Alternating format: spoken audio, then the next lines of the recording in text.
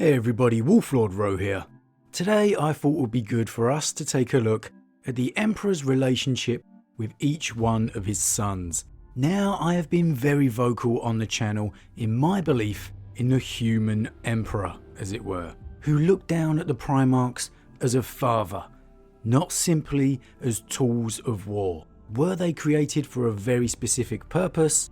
Yes, absolutely. But as any human, I believe he came to care for them, and dare I say, even love them, as any father would his sons, which makes the heresy all the more tragic. But don't get me wrong, all these relationships were not perfect, or even good. Some were very much distant or estranged relationships at the best of times, such as Angron or Jaghatai. But today we're going to take a little look at them all. So spoiler warning before we kick off, I will be talking general Horus Heresy and Great Crusade lore, so you have been warned. But with that said, let's just jump straight in. The first, Lion El'Jonson. Now, we haven't been blessed with much, if any, Lion and Emperor moments. What we do know is that the Emperor had absolutely no doubts regarding the Lion's loyalty. When Malcador is admitting he questioned if the Lion could have turned traitor, the Emperor basically mugs his friend off for even remotely contemplating it. He had no concerns over the Lion's loyalty whatsoever, and the Lion for his part is equally as devoted to his father. There are few spine-tingling moments in the heresy as when the Lion finally roared, "Loyalty is its own reward," after literally decades of doubt regarding his actions. The Lion headed to Ultramar 100% prepared to take out Roboute Guilliman himself at the slightest sign of treachery against his father, and he came very close to doing so. So while not having been blessed with scenes between the two, we can safely assume the relationship between the Emperor and the Lion was very good. Fulgrim. Fulgrim's another Primarch. We're still awaiting some much needed Emperor scenes, but his relationship with his father appeared to be very good during the years of the Great Crusade. He was extremely loyal to the Emperor, and despite his legion's small numbers upon their reunion, made a point of striving to prove themselves. The Emperor was so pleased by Fulgrim's words to his sons that he renamed his legion the Emperor's Children, and allowed them to bear the sign of the Aquila, the Emperor's personal heraldry at the time, which was a huge sign of approval. If Fulgrim never laid his hands on the demon sword, which began to corrupt his thoughts, it's fair to say he may never have truly turned against his father. Indeed, at first, even with the sword's temptations, it was no foregone conclusion. And it's worth noting, the perfect clone of Fulgrim created by Fabius Bile is ashamed by the real Fulgrim's betrayal of his father, and is absolutely loyal to the Emperor. Man, I hope we get to continue that story one day. A loyal Fulgrim against traitor demon Fulgrim.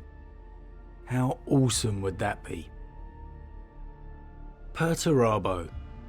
Perturabo and the Emperor never appeared to have the closest relationships of the Primarchs, but again, we have precious little to see.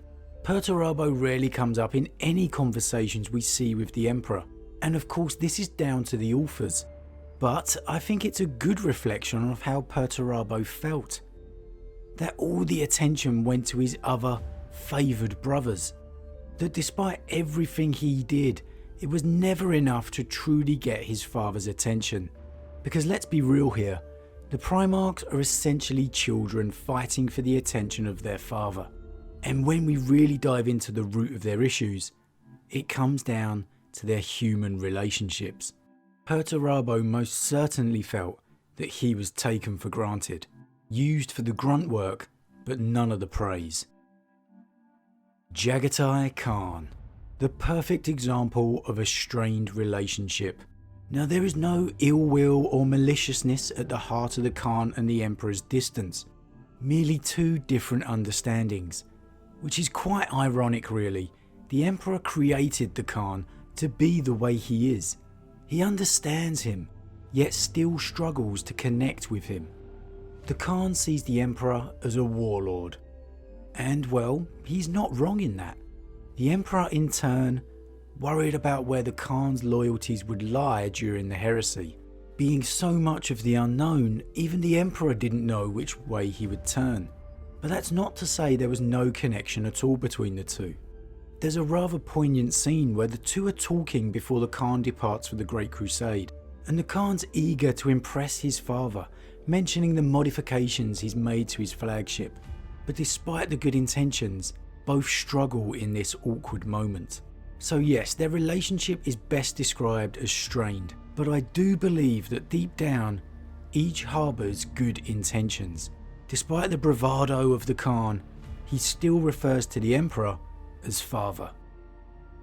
Leman Russ, the Emperor's executioner.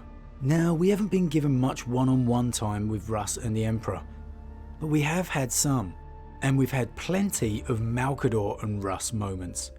It's clear that the Emperor and Russ had one of the better relationships between the Primarchs. When the Emperor is introducing Horus to Russ, the Emperor is clearly happy to have found another son, and proud by what Russ has become, warning Horus to not underestimate him. Then of course his role as executioner. The Emperor trusted Russ and his wolves completely, to go against fellow Primarch brothers and Astartes, which is saying something.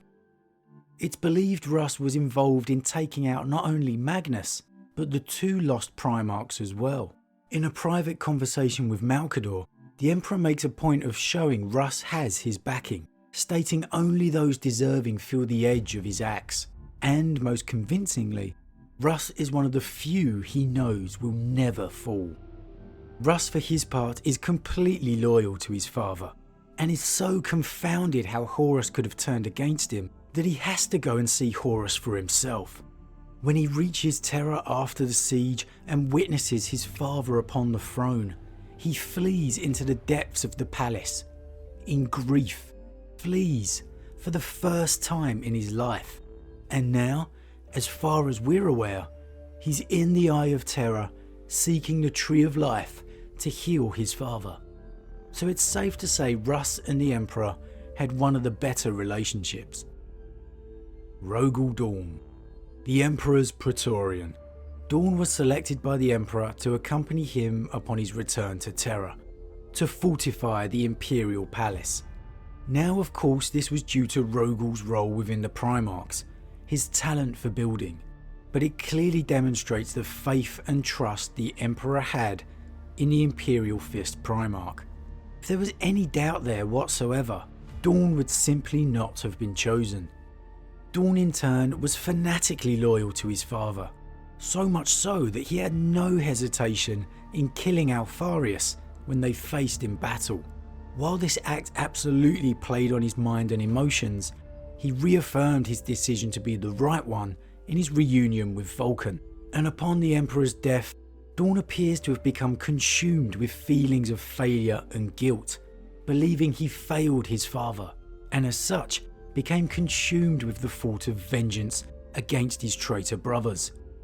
So while the Emperor and Dorn most likely didn't have the kind of close conversations he had with, say, Vulkan, it was definitely a good relationship, if perhaps more leaning towards performance and duty.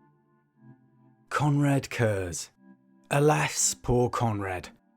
Konrad and the Emperor's relationship is like many, left to a lot of personal interpretation. What we do know, obviously, is that ultimately Konrad turned against the Emperor. However, it can be said that this was possibly more out of realization that the Emperor could not forgive his actions, rather than hatred of the Emperor himself. If anything, Konrad hated himself. We know Konrad was tormented by visions he received of the future, particularly those of the heresy, and became obsessed by them, eventually driving him insane, believing himself to be the monster, the Night Haunter, instead of the man Konrad Curze. And we're still yet to see quite how the Emperor acted with Konrad in regards to dealing with these visions. We have seen at their first meeting the Emperor can calm Curze's visions with his power, so I really hope this gets expanded upon and delved into at some point. Curze and the Emperor on Terra, talking about foresight and prophecy and how to handle it. Perhaps even with Sanguinius. Man, that would be awesome. They're two different viewpoints on the same gift. But the key for me when talking about Curze and the Emperor is absolutely the amazing scene we are given right before the Primarch's death, at the hands of the Imperial assassin, where the Emperor speaks one final time with his son. Now it's down to you whether you believe it to be Konrad's insane mind or genuine, and I'll go into my thoughts when we discuss that on the channel. But whether true or not, it shows that the relationship between father and son was strong, at least at some point, to still be playing on Curze's mind, albeit perhaps controversially. Sanguinius. If I asked you to name the Emperor's favourite son other than Horus, I bet a lot of you would say Sanguinius. And why not? Sanguinius was beloved by all, the perfect Primarch. It was he who should have been War Master. Now name me your favourite Emperor and Sanguinius scene. Better yet, just name me one. You see, our perception of their relationship is entirely based on the absolute loyalty we have seen Sanguinius display to his father. And I'm not saying it wasn't reciprocated, and that Sanguinius wasn't one of the Emperor's closest sons. I'm just saying we haven't even been shown that yet. We haven't been shown anything. And don't get me wrong, this is an absolute travesty. We need more Emperor and Primarch scenes. I mean, come on Black Library, get to it. But for now, we need to go with what we know. Sanguinius was, as I said, absolutely loyal to his father, no matter what. Despite his fondness and close relationship with Horus, he still refused to betray his father. Sanguinius is elated when news of the Emperor still lives reaches Ultramar, and is mortified to think he was the Emperor of the Imperium Secundus. But he is willing to tell everything to the Emperor, showing how much he trusts and has faith in him. It's just a shame we've had virtually no Emperor speaking of or to Sanguinius, which I really hope changes soon. Ferrus Manus. Ferrus and the Emperor was another of the Emperor's good relationships, and like many of the earlier found Primarchs, it's safe to assume Ferrus was one of the more favoured of the Emperor's sons. Upon being introduced to Vulkan, we are treated to a great little interaction between the Emperor and Ferrus, which comes across strongly as a father-son relationship. We know Ferrus believed he could be considered for the position of War Master, and was himself put in charge of the Retribution fleet sent to bring Horus to heel. After his untimely death, the Emperor used his powers within the Webway to summon a fiery vision of Ferrus. And later, when playing a board game with Malcador, mentioned that he may have to do something about that in reference to Ferrus's death. So it's clearly something that played on the Emperor's mind. It's really such a shame that Ferrus died so early in the heresy, because he's a fantastic character. And with the Emperor possibly more powerful than ever now, who's to say it's still not on the Emperor's plans to bring back one of his most favoured sons? Angron. Without a shadow of a doubt, the worst of all the Emperor's relationships. I personally feel like Angron has definitely had the short end of the stick, in all senses. In writing, it feels like he's been labelled with the, well, this is how it's supposed to be, so there you go. And not a lot of time has been given to expanding or exploring their relationship. And that's resulted in the same coming across in the lore. Now, I haven't gone in depth in their first meeting yet, so once I have, I will discuss it more. But it now stands that the Emperor teleports Angron in the midst of his battle, and when questioned on why he didn't help him, his reply comes across as, well, I've got better things to do. So yeah, not a good relationship. Now, like I said, I will go in depth on this one, and maybe once I've done that, my opinions and feelings will change. But right now, this is definitely one of, if not the worst Primarch and Emperor relationship. Roboute Guilliman. Ah, the avenging son. Roboute is another of the Primarchs we have had little screen time with the Emperor. But we know enough to say their relationship was good. Roboute was chosen by the Emperor to raise Monarchia and be the shining example to live up to for Lorgar. And Roboute absolutely remained loyal to his father in the events of the heresy, despite being cut off on the other side of the Imperium. Since his return in the current timeline, we have seen Roboute become much more troubled on his thoughts regarding the Emperor, with not receiving the warm embrace he was looking for. And it's clearly having an effect on the returned Primarch, believing now the Emperor's humanity was a mask that he no longer wears. However, Valdor Birth of the Imperium has a snippet on this topic that I absolutely want to discuss with you all. But the point could be made that Roboute and the Emperor's relationship was always one of duty, until we are given some scenes between the two together that show us otherwise. I certainly wouldn't put Roboute in the running for the Emperor's favourite son in terms of closeness, at least not in the days of the Great Crusade, but certainly in terms of performance. Regardless of how Roboute feels now, he remains loyal to the Imperium and the Emperor. Mortarion. Mortarion and the Emperor, much like Angron and the Emperor, didn't get off to the best of starts, which interestingly, in both situations, has the Emperor having to save the life of his son. So it could be said it boils down to a matter of hurt pride. Mortarion seemingly to me represents the Emperor's stubbornness, his independence. There's a great conversation between the two in the short story Lantern's Light, where the Emperor offers Mortarion a gift, and Mortarion takes another one instead, asking his father why he intervened and took his victory away from him on Barbarous. And the Emperor is genuinely confused by this, basically saying, "What did you expect me to do, let you die? I had to save you. You're my son. I've spent ages searching for you." And in the course of this argument, the Emperor makes a great comment, stating, is there anything Mortarion has ever not rebelled against or defied against? And we see Mortarion's faults, and he's doing exactly that. So I really think the chances of this ever being a close relationship were very low, just by virtue of what Mortarion was, how the Emperor had made him to be. Despite the Emperor's best efforts, unfortunately Mortarion and the Emperor did not have a very good relationship. Magnus the Red. Now, Magnus and the Emperor actually had a pretty good relationship. Magnus, of course, having been blessed with the Emperor's psychic power more than any of his other brothers. Magnus has said he was communicating with his father psychically across the galaxy long before the Emperor's actual arrival.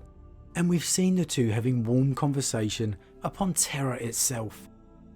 Unfortunately, it was this very gift that brought them together also became their undoing.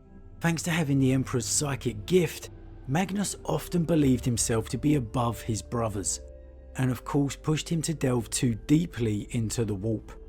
The Edict of Nicaea became the first dent in his relationship with his father, and ultimately, although by accident, it was of course Magnus who ruined the Emperor's Webway project. But throughout it all, upon Nicaea, within the Webway, the Emperor always appears reluctant, disappointed at having to scorn Magnus, or to go against him. It really is a tragic tale. Although of course I expect it to change somewhat in Magnus's upcoming Siege of Terra novel. We know Magnus ends up being a pantomime villain in the 40k timeline, but I really hope they don't ruin what was, to me, the best part of Magnus's story. That he was always a reluctant villain, and never truly wanted to turn against the Emperor. Horus Lupercal. The established lore has told us all along that Horus Lupercal was the favoured son of the Emperor. And while I don't think the Heresy series has really shown us enough of this, the Black Library has shown us them together and the bond was there, as we discussed previously in Horus Week. And we know of course he was appointed War Master, the first amongst his brothers. Personally, like I said, I really don't think we've seen enough to show us why, because if I were to go with what I've seen so far, it feels like Corax and Vulkan have a closer relationship than Horus. However, it does raise the interesting question, was any Primarch really favoured by the Emperor? And would he have held back and struggled to kill them regardless of which one it was? I am more firm and convinced than ever now of the Emperor looking at the Primarchs as his sons. So it's a really good question to consider. Do we really think the Emperor would have more easily killed, say, Sanguinius, Magnus, the Lion or Russ? I don't see it. But regardless, the pivotal moment of the bond between Horus and his father is still before us. And I just hope with everything I am that it's not a retcon I hate. Lorgar. Oh, Lorgar. We know of Lorgar's absolute devotion to his father, literally worshipping him. Unfortunately, that was not what the Emperor wanted, resulting in the raising of Monarchia. However, while undoubtedly not being the most tactful of moves, it was an attempt at teaching his son, and the Emperor does display sadness in the encounter, desperately trying to get his son to listen. The result, however, as we know, couldn't have gone more wrong, and turned his son against him. It would be fascinating to begin some earlier conversations between the two, perhaps upon Lorgar's first arrival to Terra, before he departs with his legion on the Great Crusade. How insightful those conversations could be in opening our eyes on their relationship. Vulkan. Vulkan and the Emperor had a very close relationship. Honestly, as spoken about for Horus, if it wasn't for the established lore of Horus being the favoured son, and I just read the Heresy series without that, I'd quite easily believe it to be Vulkan. We've been blessed with several scenes of Vulkan speaking with his father, and in every one of these, they appear to have a strong connection, and it makes perfect sense that they would, with Vulkan being the Emperor's aspect of humanity. Out of all the Primarchs to return, if any could draw out the last vestiges of humanity that may be left within the Emperor, I believe it would be Vulkan. And man, I would give anything to see that. Corvus Corax. Corax and the Emperor had a very good relationship. We've been treated to seeing their first meeting and the joy and time the Emperor has in listening to Corax tell him about his life, eagerly questioning his son and answering his questions in return, even mentioning the denizens of the warp. Now, I'm not sure if this relates to Corax being the one Primarch who was told of chaos, but it certainly could be. Then, upon Corax's return to Terra after Istvan, the Emperor takes the time to intervene in an argument between Dorn and Corax, scolding them both like his children. He then also goes on to trust Corax with the secrets of the Primarch project. So undoubtedly their relationship was very good. Alpharius and Omegon. One of the least written about relationships with the Emperor. True to Alpha Legion nature. Look, obviously we know the Emperor knew there was twin Primarchs, so who's to say their relationship wasn't better with one or the other? For his part, Alpharius was loyal to the Emperor, in a very strange way. In the bit of a stretch reason to side with Horus, it was to achieve the Emperor's ultimate victory against chaos, and Alpharius never wavered from that, not even up to the death at the hands of his brother Rogal. And he is dead, guys, it's confirmed. Omegon, on the other hand, well, he actually appeared to be possibly hampering his twin's efforts against the Imperium, also proving his loyalty.